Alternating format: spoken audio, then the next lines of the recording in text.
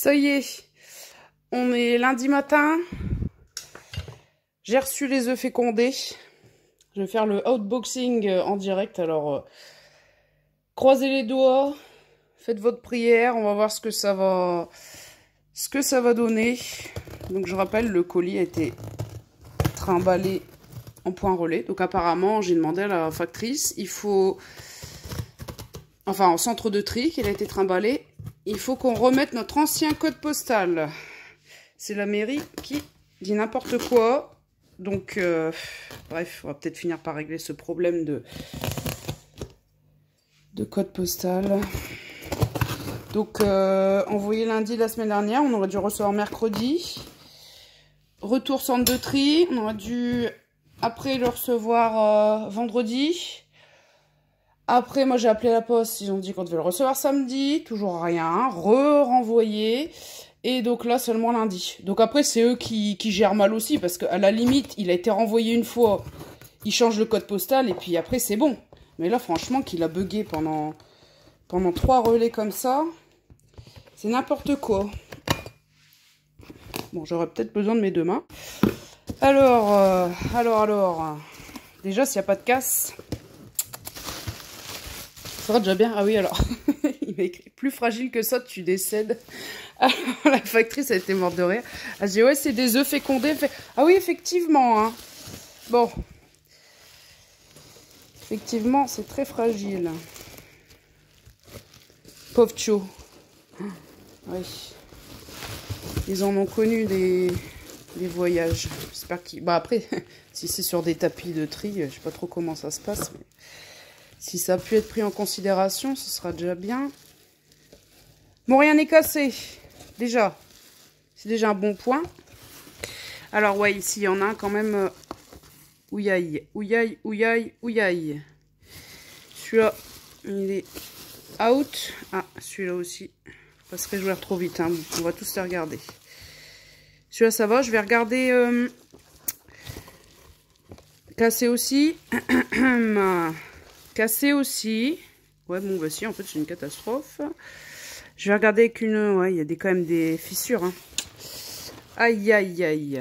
Celui-là, ça a l'air d'aller. Je vais regarder donc dans une pièce dans le noir avec la lumière du téléphone qui est bien forte. Regarder les fissures éventuelles. Fissures aussi. Putain, c'est une cata. Ouais, j'avais dit idéalement de les enrouler tous dans du PQ. Hein. Chaque œuf individuellement. Bon, celui-là, ça a l'air d'aller. Bon, j'en vois que 3 potentiellement... Ça a l'air d'aller. C'est cassé. Putain la vache. Bon, peut-être que 5. Je vais les yeuter dans une pièce dans le noir. Pour voir. Alors quand parfois il y a des micro-fissures, on peut mettre du scotch. Alors si on met de la colle, je sais plus, hein, sur les... Ce que j'ai vu sur le forum de volaille, il faut pas mettre n'importe quoi comme colle, hein. Bon, il y en a qui ont réussi à faire des petites manigances et à avoir quand même des œufs, mais c'est un risque d'avoir des œufs pourris dans la couveuse, hein, toujours. Hein. Donc là, je vais regarder. J'en vois peut-être que 5 avec un espoir. J'espère que le chiffre va pas trop se réduire. Alors, je confirme ce que j'avais déjà cru observer à l'œil nu. Ces 5 œufs-là, a priori, je vois pas du tout de fissures. Et ceux-là, fichus. Alors, il y en a, c'est... Donc là, vraiment, vous pouvez pas en douter. Celui-ci... C'est moins perceptible. En fait, vous voyez, c'est des plus petites craquelures. Mais là, on voit quand même ici. Là, voilà. Avec un éclairage comme ça, vous le voyez bien. Celui-ci, gros impact là. Plus des micro-fissures à côté. Bon, bah, il y en a, hein. Pas besoin de zioter plus. Donc lui, il a carrément juté là. Ici, fissure, une grosse craquelure là, tout du long. Parce qu'il y en a un, je me suis dit, oh, ça a l'air d'aller. Puis, finalement, j'ai vu qu'il y avait quand même une craquelure assez profonde à côté. Alors, celui-ci, le point d'impact, il est là. Donc, se fissurer, ils sont trop pour que j'essaie de prendre le risque d'en sauver un. Mais en tout cas, ceux-là, je vois pas de fissure, même pas de micro-fissure. Donc, je vais tenter ces 5-là. Et puis, je vais voir ce que le monsieur des œufs de caille va me dire. Bon, il m'a dit qu'a priori, je pourrais en avoir plus que 18. Du coup, comme je suis prête à attendre un petit peu. Ceux-là, forcément, je vais les mettre incubés avant les œufs de caille, hein, puisque œufs de poule, c'est en moyenne 21 jours. Bon, là, ça a été pondu. Celui-là, c'est le 14. Peut-être pas tous du même jour. Le 11. Donc, pluie 11, le 12 et le 12. Donc, par exemple, ceux qui ont été pondus le 11, ils auront une éclosion plus tardive que ceux qui ont été pondus le 12. Et s'il y en a un qui, si tout se passe bien, qu'il y en a un qui serait prêt à éclore pas trop tard, ça serait à la limite celui du 14. Mais donc voilà, plus la ponte est ancienne, plus les éclosions sont tardives. Hein. Je crois que par jour d'écart, ça rajoute 1 heure ou un truc comme ça dans les éclosions, je ne sais plus. Donc voilà, puis les œufs de caille, 16 à 17 jours, donc il va falloir que je calcule un peu tout ça pour que les éclosions soient à peu près en même temps. Donc à la limite, si les cailletos peuvent éclore un tout petit peu avant de se faire chahuter par les poussins, enfin bien sûr je le répète, s'il y a un des œufs qui donne quelque chose. Ah oui, je ne l'ai pas précisé, c'est la gauloise dorée, hein. Donc là, je vais mettre la couveuse en route. J'attends que les paramètres se stabilisent. Et puis... ouais, je pense que je vais mettre un incubé d'ici ce soir. Là, je vais les faire se reposer un petit peu, tranquillement. Et puis, je pense que je mettrai dans la couveuse plutôt ce soir. Écoutez, je vais faire un test. Bon, j'ai horreur du gâchis, enfin surtout quand c'est du gâchis de vie potentielle. Enfin, là pour le coup, ça m'embête quand même. Ma plaque chauffante pour réchauffer les poussins quand ils vont dessous, là, à la place, ce que j'utilise à la place d'une lampe chauffante. Je vais faire un petit test en mettant du scotch sur les fissures des moins abîmés, hein. Je veux dire, celui-là, c'est pas la peine. Lui, j'aimerais bien tenter. Ça, j'en sais rien. Celui-là peut-être, en mettant un scotch sur la plus grosse fissure, mais après il y a quand même des impacts à côté. Celui-là je pourrais le tenter aussi. Pas raisonnable ces 4 là. Bon, ces 3 là je vais tenter quand même sous la plaque chauffante. Comme ça je pourrais surveiller s'il y a le moindre doute, la moindre odeur, le moindre œuf. Déjà je vais les éloigner les uns des autres. Le moindre truc douteux. C'est vraiment pour tenter, voir s'il y a un développement embryonnaire, voir si j'arrive à voir quelque chose. Comme ça, je pourrais écarter vraiment les œufs qui ne vont pas. Mais je ne les mettrai pas dans la couveuse. Je ne veux pas d'œufs qui pourrissent et qui explosent. Donc, je vais tester. Donc, dans une assiette creuse, je mets des copeaux. Je mets les œufs. Je mets la plaque chauffante au-dessus. Et puis, bon, je ne pourrais pas contrôler trop l'humidité, la température, tout ça. Mais j'avais déjà essayé sur moi d'incuber 2 œufs. Bon, il y en a un qui n'était pas fécondé. J'avais déjà fait une vidéo là-dessus, hein, si ça intéresse. Et il y en a un, je l'ai trimballé avec moi pendant 1 semaine. Il y a eu un développement embryonnaire. Et cet œuf-là, bon après, j'étais pas là le jour d'éclosion, mais il a éclos. Ça a donné un de mes poussins noirs. Mais comme il y en a eu 2 noirs qui sont nés ce jour-là, je sais pas lequel des 2 c'était. Et ça a fini par donner quand même quelque chose. Donc rien qu'avec ma chaleur corporelle et une bouillotte, même s'il manquait 2 degrés, quand même réussi à obtenir un résultat. Donc là, je me dis avec ma plaque chauffante, je pourrais peut-être obtenir quelque chose de ces 3-là. Ça, c'est même pas la peine de tenter. Faut pas non plus abuser. Mettre un scotch sur la plus grosse des fissures. Hein, après, faut que l'embryon puisse quand même respirer à travers sa coquille. Et encore là, c'est en supposant. Donc j'ai pas vu de veine ou quoi que ce soit. Hein, parce que s'il y aurait eu un début de quelque chose, ça aurait voulu dire qu'il a fait trop chaud... que l'embryon commence à se développer, et comme il y a quand même un manque de chaleur, à partir de 24 degrés, l'embryon peut se développer, mais comme il manque de chaleur, ben après ça avorte. Donc en fait, il y a un début de développement cellulaire, puis après ça se stoppe. Bon, a priori, enfin que je vois rien à l'œil nu, mais bon, c'est pas évident non plus d'être sûr. Hein. Donc couveuse pour ces 5, et puis ces 3-là, je vais tenter sous une plaque chauffante. Puis voilà, l'espoir fait vivre, mais si ça peut quand même... donner quelque chose, ça vaut quand même le coup d'essayer, je suppose. Bon, ça coûte un peu d'électricité, mais bon, mis à part ça, de toute façon, je verrai déjà au bout d'1 semaine s'il se passe quelque chose. Mais voilà, c'est ce que je vais faire, et je vais quand même donner une chance à ces 3-là qui sont un peu moins endommagés. Ça, c'est mes adaptateurs pour œufs de caille. Donc, en fait, dans une seule alvéole d'œufs de poule, l'adaptateur permet de faire 2 œufs de caille. Donc, toujours est-il si ça se conclut avec le gars. Et moi, je suis une femme super bien. Je suis vraiment une femme au top. J'ai même pas nettoyé ma couveuse après la dernière utilisation. Donc voilà, hein, c'est un gros boulot de nettoyage et de désinfection. Il faut toujours Donc vous nettoyez bien, puis après la lingette désinfectante, vous passez au crible au maximum, hein, pour éviter... bon, on peut pas tout éviter, mais au mieux quand même la contamination éventuelle des œufs par les pores de la coquille de diverses bactéries. D'ailleurs, si au mirage, vous constatez qu'un œuf... Parce qu'après, ça se verra pas forcément. Ça m'est jamais arrivé, parce que j'ai pas fait... j'ai pas assez d'expérience, hein, de couveuse, mais je pense qu'au fur et à mesure du temps et des années, ça m'arrivera bien un jour un problème d'œuf pourri qui m'aura échappé. Mais si ça paraît vraiment douteux, un œuf paraît douteux, un peu noir à l'intérieur par rapport aux autres, quelque chose qui vraiment a l'air de clocher, prenez pas le risque, parce qu'à l'intérieur souvent c'est vert et pourri quoi, mais ça se voit pas toujours, hein. Prenez pas le risque de garder cet œuf-là, parce que s'il explose dans la couveuse, c'est Bagdad, et en plus il risque de contaminer tous vos autres œufs. Donc c'est pour ça les œufs fissurés, etc. Faut déjà se méfier, parce que en partant déjà avec des œufs corrects, on n'a pas toujours, on peut avoir des mauvaises surprises. Donc surtout jamais prendre le risque, parce que finalement vous allez peut-être sacrifier les 3/4 de votre couvée avec un œuf pourri qui aura éclaté et contaminé tous les autres quoi. Bon voilà, tout a été récuré. Donc nous en ce moment en haut, là ça sera dans notre chambre du bas, donc à côté d'un de mes aquariums. Et puis comme dans la cuisine, il y a encore mes plantes, là, j'ai pas de place, hein, clairement. Donc voilà, j'ai mis les adaptateurs d'œufs de caille. Donc pour les œufs de poule, 1, 2, 3, 4, 5 alvéoles de libre. Je me suis dit, là j'ai pas testé, parce que comme le produit désinfectant n'est pas encore tout à fait sec, je vais pas risquer de faire plus de mal aux œufs qu'autre chose, hein. J'attends que ça sèche un tout petit peu. J'ai repassé un coup de lingette après avoir écuré.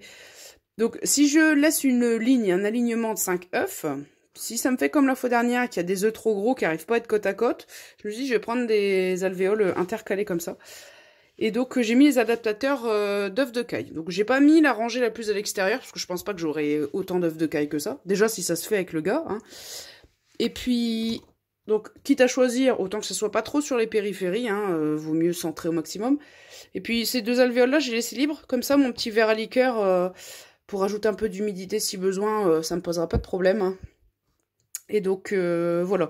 J'espère aussi que les œufs de caille, selon leur grosseur, que ça fasse pas comme les alvéoles d'œufs de poule qui sont un peu trop côte à côte. Quand ils sont trop gros, ça passe pas. J'espère que j'aurai pas ce même souci. J'ai jamais fait, hein.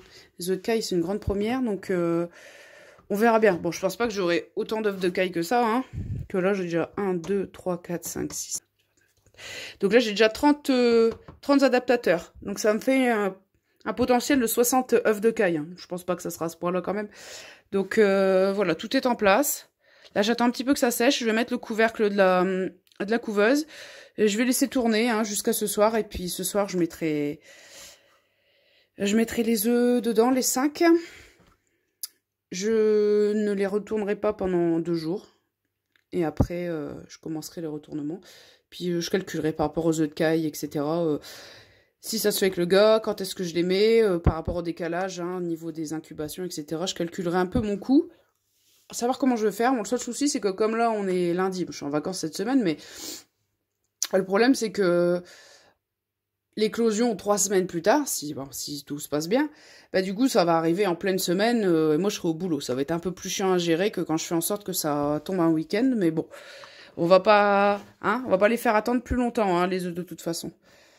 Donc voilà, je fais tout ça, je mets tout ça en place. Et puis dans la prochaine vidéo, les 5 œufs seront déjà en route. Je vais faire mon aménagement. Je vais quand même vous montrer mon petit aménagement que je vais faire pour les 3 œufs fissurés que je vais tenter d'incuber. Puis après, les nouvelles, ça sera dans la prochaine vidéo sinon. Bon, bien sûr, vu ce qu'ont vécu les œufs, c'est pas parce qu'éventuellement cette expérience ne fonctionnerait pas que ça ne pourrait jamais fonctionner. Je suis persuadée que ça peut fonctionner, bon, avec un taux de réussite plus ou moins approximatif. Donc, je réutilise ce que j'ai eu dans le colis pour mettre au fond de l'assiette. Donc là, je vais mettre des petits bouts de scotch pour le fixer. Voilà, c'est fait. J'ai scotché tout autour. Donc vraiment tout autour, parce que là, je vais rajouter du riz. Alors comme ça, les grains de riz ne passeront pas en dessous. Hop. Parce que j'avais fait un petit test, hein, sans cette couche-là plastifiée en dessous. Mais l'œuf, il frotte à même de l'assiette et ça me plaît pas trop. Donc, les grains de riz, c'est utilisé en Chine. Il y a une méthode dans des paniers avec du riz chauffé.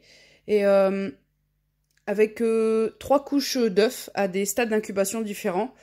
1 semaine, 2 semaines, 3 semaines, et la chaleur des œufs de la 3e semaine arrive à, comment dire, à redonner de la chaleur aux œufs de la 1re semaine qui en ont beaucoup besoin. Les œufs en semaine numéro 2, d'incubation numéro 2, sont neutres, ils produisent pas de chaleur, mais ils en ont quand même besoin. Enfin, ils produisent pas, ils dégagent pas de chaleur, mais ils en ont quand même besoin. Bref, je sais plus du tout comment s'appelle cette méthode, mais c'est vraiment à l'ancienne, en Chine, comme ça qu'ils incubaient les œufs avec du riz. Donc, j'ai hésité, puis je me suis dit, je vais peut-être tenter le riz, puisque finalement, c'est quand même une matière neutre qui peut aussi redégager de la chaleur. Par contre, ça peut peut-être absorber l'humidité, mais bon, s'ils font ça en Chine, enfin, ils faisaient ça du moins à l'ancienne dans des paniers et tout avec du riz, c'est que ça doit pas être si mal que ça.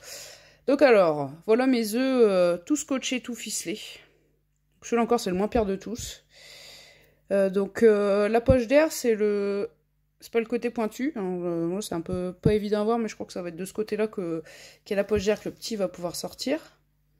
Donc, je vais essayer de me repérer par rapport au scotch. Une journée, ils vont être... Enfin, non, pardon. Selon les retournements, premier retournement, ils vont être comme ça. Après, ils vont être côté opposé au scotch. Je pense que ce sera mon repère.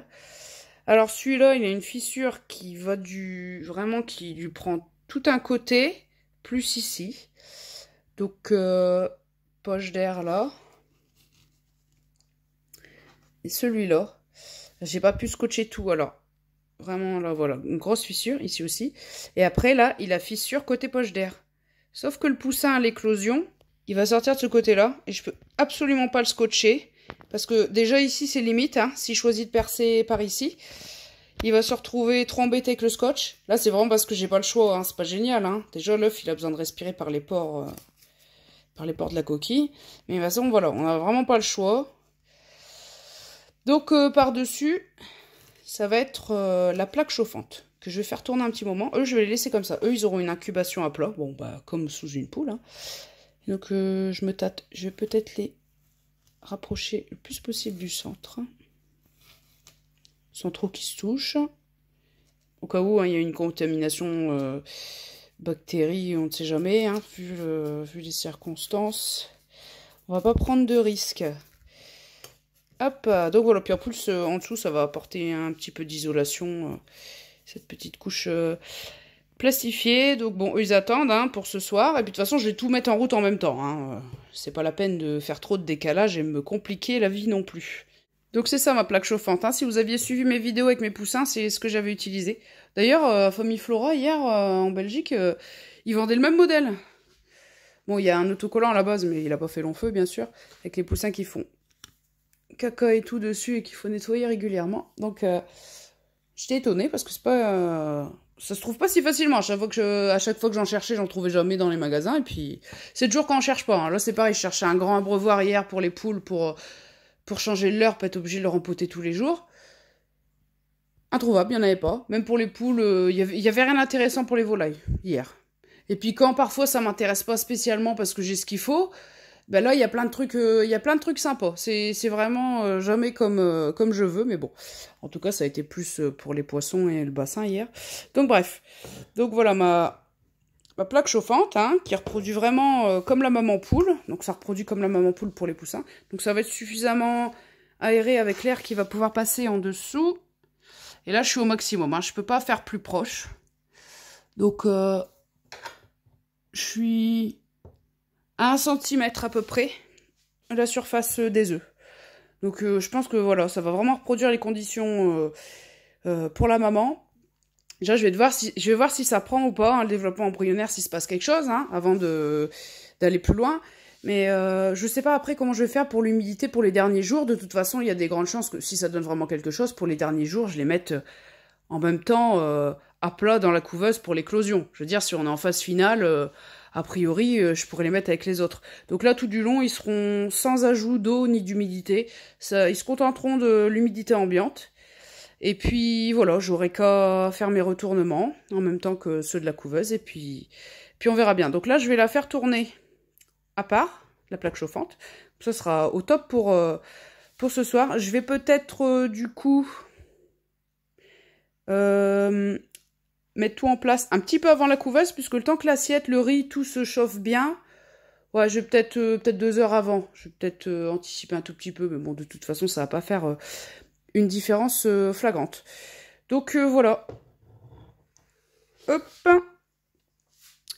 On n'aura plus qu'à voir ce que ça donne. Donc là, ça donnera peut-être rien, vu les conditions de transport et la malchance de ces œufs. Mais je suis sûre que c'est une expérience qui peut donner quelque chose à terme. C'est plus au niveau de l'éclosion après, où il faut trouver un autre système si vous avez vraiment pas de couveuse. Mais je pense qu'il y a moyen que ça puisse marcher, hein, puisque ça reproduit vraiment les conditions d'incubation de la plaque incubatrice qu'une poule a sous son ventre. Donc moi, je dis, il n'y a pas de raison que ça marche pas. En tout cas, au moins, je leur aurais donné une chance. Hein. J'aurais fait mon maximum. Bon ben voilà, la prochaine vidéo, donc si ça se fait bien avec les œufs de caille, bon dans tous les cas, je vous donnerai des nouvelles des œufs, voir comment ça se passe.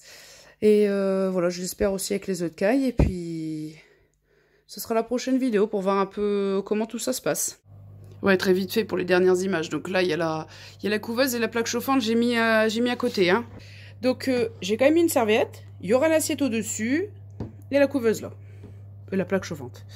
Et donc voilà, alors ça refait une petite isolation, puis après bon, pour pas non plus que le bureau chauffe trop, on sait jamais.